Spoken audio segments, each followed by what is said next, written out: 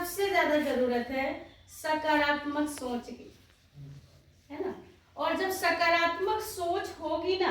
हर रोज आप सकारात्मक सोचेंगे, आप अच्छा सोचेंगे, आप बहुत बहुत अच्छा सोचेंगे, इससे क्या होगा, धीरे धीरे धीरे धीरे आपकी आत्मा में जो कालिक चढ़ी हुई है वो धीरे धीरे खत्म हो जाएगी।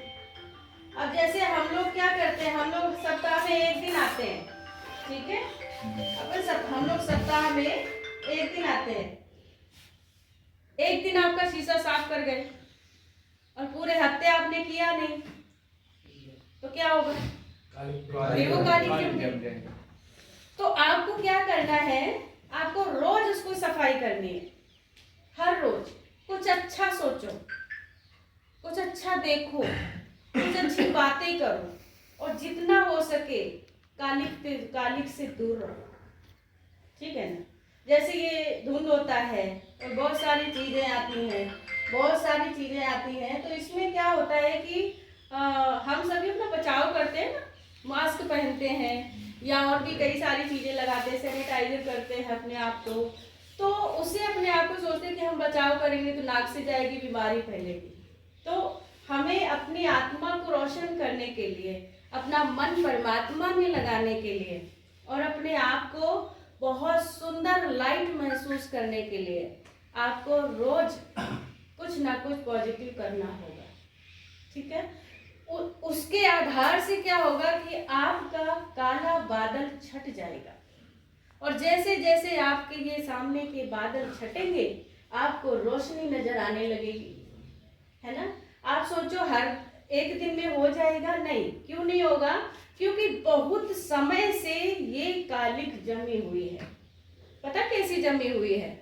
पहले के जमाने में चूल्हे में रोटी बनती थी, ठीक है ना,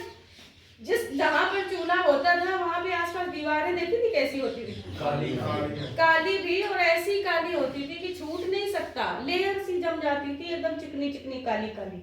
हम सभी आत्माओं में वही चीज जमी हुई है और आज की नहीं है, पिछले कई जन्मों की जमी हुई है, ठीक है। तो अब उसको निकालने के लिए परमात्मा ने एक जरिया दिया, बस अपनी आत्मा में क्या करो, ज्ञान का घी डालो, ज्ञान का घी डालो और उस ज्ञान के घी से हमारा आत्मा रूपी दीपक अपने आप रोशन होगा। और दूसरी बात, जब हमें लाइट लानी होती है, आप सभी अनुभवी हैं, किसी भी तार को रबड़ के साथ जोड़ेंगे लाइट आएगी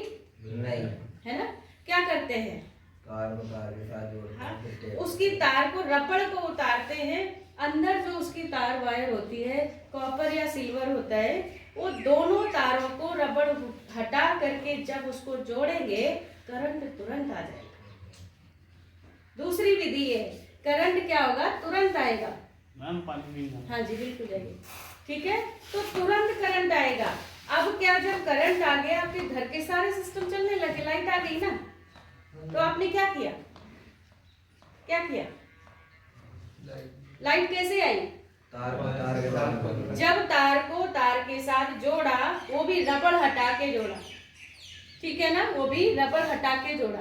तो हमारे घर में लाइट आ गई। और जब लाइट आ गई तो हम सुखी हो गए,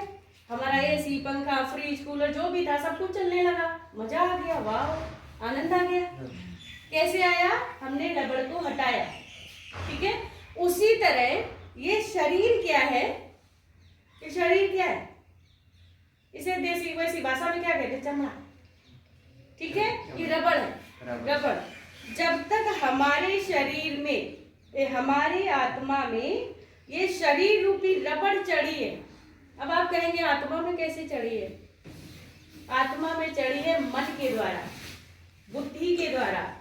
ऐसे चढ़ी है, हम बैठे बैठे किसी भी व्यक्ति को याद कर रहे हैं, या मेरी अपनी बॉडी के लिए मुझे अभिमान आ रहा है, मैं सुंदर हूँ, मैं फलाना हूँ, मैं फिट हूँ, मैं ये हूँ, ये मन बुद्धि में जो शरीर रूपी रबड़ चढ़ी हुई है,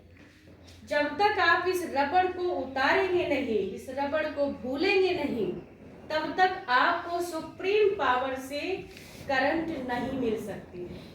तब तक आपको वो लाइट नहीं मिल सकती है, ठीक है। उसकी लाइट के लिए, मिलने के रोशन करने के लिए, अपनी जिंदगी को रोशन करने के लिए हमें अपनी रबड़ को